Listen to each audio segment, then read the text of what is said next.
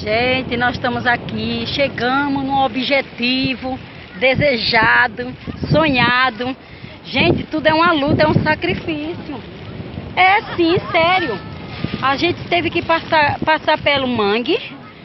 Pelo mangue teve lama, teve água feosa, por causa do mangue, né? E agora nós estamos aqui, ó, entre a praia e o rio. Veja que belezura. O pessoal tá tudo curtindo. Olha o pastor Ricardo ali, ó. Vou fazer um vídeo só daqueles dias ali, ó.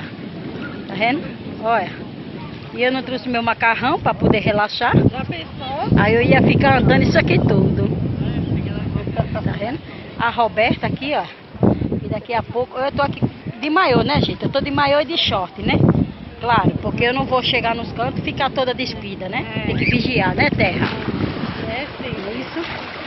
E é assim, vamos se deleitar num banho delicioso.